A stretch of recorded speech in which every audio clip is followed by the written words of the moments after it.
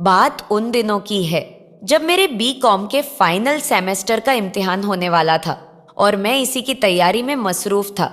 अपनी सुविधा और आज़ादी के लिए हॉस्टल में रहने के बजाय मैंने शहर में एक कमरा किराए पर लेकर रहने का फैसला किया था। शहर में अकेला रहना बोरिंग हो सकता है, यही सोचकर मैंने अपने साथी रोशन को अपना रूममेट बना लिया था। फाइनल सेमेस्टर का इम्तिहान सिर पर था, इसलिए मैं इसी में बिजी रहता था। पर रोहन को इसकी कोई परवाह नहीं थी। वह पिछले हफ्ते अपने घर से आया था और अब उसे फिर वहां जाने की धुन सवार हो गई थी। जब रोहन अपने घर जाने के लिए निकल गया तो मैं भी अपनी पढ़ाई में मस्त हो गया।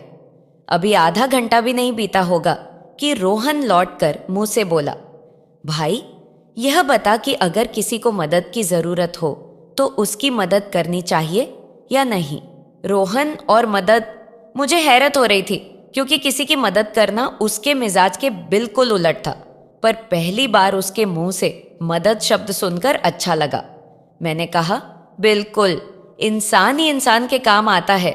जरूरतमंद की मदद करने से बेहतर और क्या हो सकता है। पर आज तुम ऐसा क्यों पूछ रहे हो? तुम्हारे घर जाने का क्या हुआ? यार, बात यह है कि मैं घर जाने के लिए टिकट खरीदकर जब प्लेटफॉर्म पर पहुंचा तो देखा कि एक औरत अपने 2 बच्चों के साथ बैठी रो रही थी। मुझसे रहा न गया और पूछ बैठा, आप क्यों रो रही हैं? उस औरत ने जवाब दिया, मुझे अलीगढ़ जाना है। इस समय वहां जाने वाली कोई गाड़ी नहीं है। अगली गाड़ी के लिए मुझे कल सुबह तक यहाँ इंतजार करना होगा। मैंने पूछा, तो इसमें रोने वाली क्या बात थी? रोहन ने उस औरत की बात को और आगे बढ़ाया। वह बोली थी, रात के 8 बज चुके हैं। मैं जानती हूँ कि 9 बजे के बाद यह स्टेशन सुनसान हो जाता है। मेरे साथ 2 बच्चे भी हैं, कोई अनहोनी न हो जाए, यही सोच सोचकर मुझे रोना आ रहा है। मैं इस स्टेशन पर रात कैसे गुजारूंगी? मैं सोच में पड़ गया कि मुझे उस औरत की मदद करनी चाहिए या नहीं। यही सोचकर तुमसे पूछने आ गया, रोहन मेरी ओर देखते हुए बोला। देखो भाई रोहन, हम लोग यहाँ बैचलर हैं। किसी की मदद करना तो ठीक है, पर किसी अनजान औरत को अपने कमरे पर लाना मुझे अच्छा नहीं लग रहा है। मकान मालकिन पता नहीं हम लोगों के बारे में क्या सोचेगी। मुझे उस समय पता नहीं क्यों उस अनजान औरत को कमरे पर लाने का ख्याल अच्छा नहीं लग रहा था, इसलिए अपने मन की बात उसे बता दी। मकान मालकिन पूछेगी तो बता देंगे कि निखिल की भाभी है, यहाँ डॉक्टर के पास आई है। वैसे भी हम लोगों के गांव से अक्सर कोई ना कोई मिलने तो आता ही रहता है। रोहन ने एक उपाय सुझाया। आपको बताते चलें कि जिस बिल्डिंग में हम लोग रहते थे उसकी दूसरी मंजिल पर निखिल भी किराए पर रह रहा था। वह वैसे तो हमारे ही कॉलेज का एक शरीफ छात्र था, पर हम लोगों से जूनियर था, इसलिए न केवल हमारी बातें मानता था बल्कि हमें इज्जत भी देता था। ठीक है, अब अगर तुम उस औरत की मदद करना ही चाहते हो तो मुझे क्या दिक्कत है? निखिल को सारी बातें समझा दो। रोहन तेजी सीढ़ियां चढ़ता हुआ निखिल के पास गया और उसे सारी बातें बता दी। उसे कोई दिक्कत नहीं थी, बल्कि उस औरत के रात भर रहने के लिए वह अपना कमरा देने को भी तैयार था। वह उसी समय अपनी कुछ किताबें लेकर हमारे कमरे में रहने चला आया। अब तुम जाओ रोहन, उसे ले आओ, और हाँ, उसे यह भी समझा देना कि अगर कोई पूछे तो खुद को निखिल की भाभी बताए। नहीं, तुम भी मेरे साथ चलो, वह मुझे भी अपने साथ ले जाना चाहता था। मुझे पढ़ने दो यार, इम्तिहान सिर पर है, मैं अपना समय बर्बाद नहीं करना चाहता, मैं बहाना करते हुए बोला। अच्छा, किसी की मदद करना समय बर्बाद करना होता है। तुम्हारा अगर नहीं जाने का मन है तो साफ साफ कहो। वैसे भी एक दिन में तुम्हारी कितनी तैयारी हो जाएगी? एक दिन किसी की मदद के लिए तो कुर्बान किया ही जा सकता है। रोहन किसी तरह मुझे ले ही जाना चाहता था। ठीक है भाई, जैसी तुम्हारी मर्जी। आज की शाम किसी की मदद के नाम, मैं मजबूर होकर बोला। थोड़ी देर में मैं भी तैयार होकर उसके साथ निकल पड़ा। रोहन आगे आगे और मैं पीछे पीछे। वह मुझे स्टेशन के सबसे आखिरी प्लेटफॉर्म के एक छोर पर ले गया, जहां वह औरत अपने दोनों बच्चों के साथ बैठी थी। वह हमें देखकर मुस्कुराने लगी। न जाने क्यों उसका इस तरह मुस्कुराना मुझे अच्छा नहीं लगा। मैं सोचने लगा कि न जाने कैसी औरत है, पर उस समय मुझसे कुछ बोलते नहीं बना। स्टेशन से बाहर आकर मैंने 2 रिक्शे वाले बुलाए। मुझे टोकते हुए वह औरत बोली, 2 रिक्शों की क्या जरूरत है? एक ही में एडजस्ट कर चलेंगे ना, बेकार में ज्यादा पैसे खर्च कर रहे हैं। पर हम एक ही रिक्शे में कैसे चलेंगे, मैंने सवाल किया। वह बोली, देखिए ऐसे चलेंगे। कहकर वह रिक्शे की सीट पर ठीक बीच में बैठ गई और दोनों बच्चों को अपनी गोद में बिठा लिया। आप दोनों मेरे दोनों ओर बैठ जाइए, वह हम दोनों को देखकर मुस्कुराते हुए बोली। मुझे इस तरह बैठना अच्छा नहीं लग रहा था, पर उस दौर में पैसों की बड़ी किल्लत थी। अगर उस समय इस तरह से कुछ पैसे बच रहे थे तो क्या बुरा था। आखिरकार हम दोनों उसके दोनों ओर बैठ गए। हमारे बैठते ही अपने एक एक बच्चे को उसने हम दोनों को थमा दिया। मैं अब भीतर ही भीतर कुड़ने लगा था। हमारी अजीब हालत थी। हम उसकी मदद कर रहे थे या वह हमसे जबरदस्ती मदद ले रही थी। रिक्शे की रफ्तार तेज होती जा रही थी और मेरे सोचने की रफ्तार भी तेज होने लगी थी। मैं कहाँ हूँ, किस हालत में हूँ, यह भूलकर मैं अपनी सोच में ही डूबने लगा था। न जाने क्यों मुझे बार बार यह ख्याल आ रहा था कि कहीं हम कुछ गलत तो नहीं कर रहे हैं।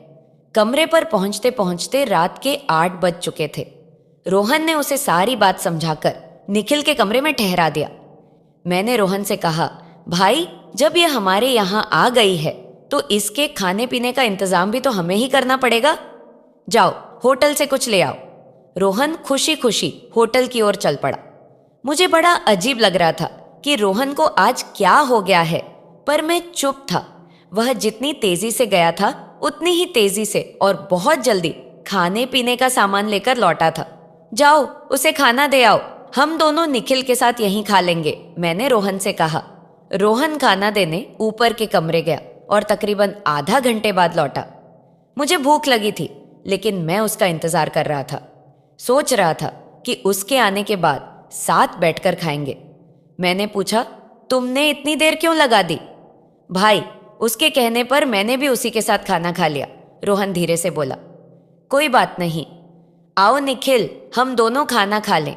हम तो इसी का इंतजार कर रहे थे और यह तुम्हारी भाभी के साथ खाना खा आया, मैंने मजाक करते हुए कहा। निखिल को भी हंसी आ गई।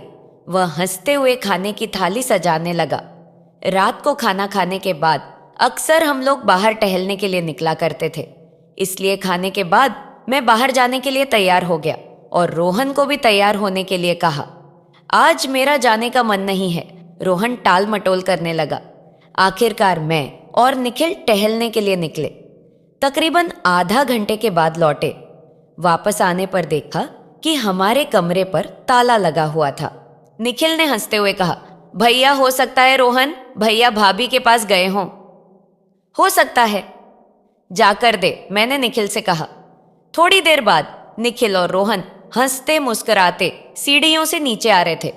भाभी जी तो बहुत मजाकिया हैं भाई, सच में मजा आ गया, उतरते ही रोहन ने कहा। अब हंसना छोड़ो और जल्दी कमरा खोलो। वे दोनों हंस रहे थे, पर मुझे गुस्सा आ रहा था। मैंने चुपचाप कमरे में जाकर अपने कपड़े बदले और बेड पर सोने चला गया।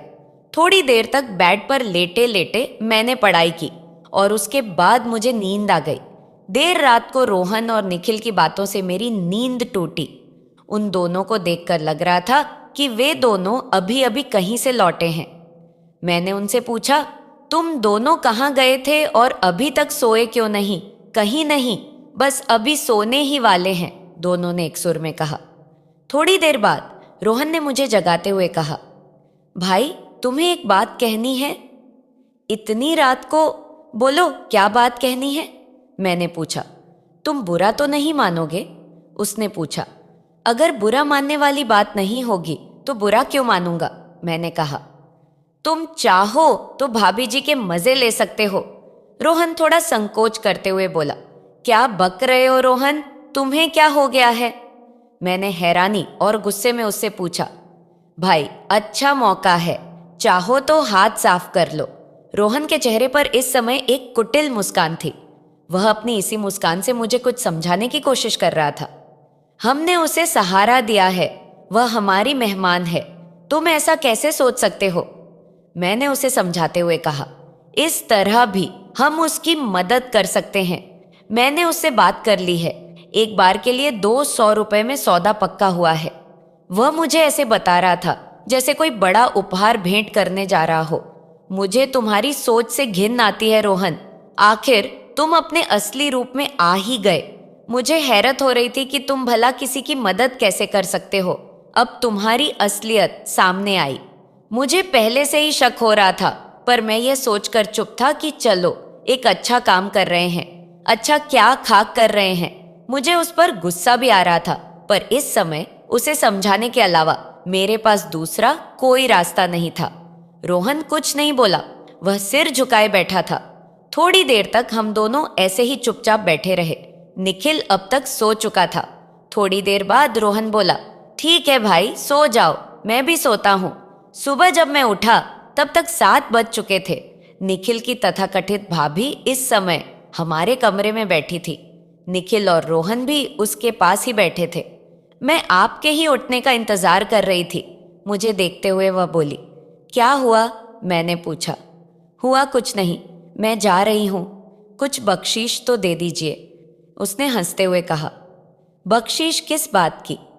मुझे हैरानी हुई। देखो मिस्टर, आपके इस दोस्त ने 200 रुपए में एक बार की बात कर मेरी इज्जत का सौदा किया था। इन दोनों ने 2 बार मेरी इज्जत को तार तार किया। इस तरह पूरे 800 रुपए बनते हैं, और ये है कि मुझे केवल 400 रुपए देकर टलकाना चाहते हैं। मैं भी अड़ चुकी हूं। बंद कमरे में मेरी इज्जत जाते हुए किसी ने नहीं देखा। अब अगर मैं यहां चिल्लाकर बताने लगी कि तुम लोग मुझे यहां क्यों लाए थे, तो तुम लोगों की इज्जत गई समझो। वह बड़े ही तीखे अंदाज में बोले जा रही थी।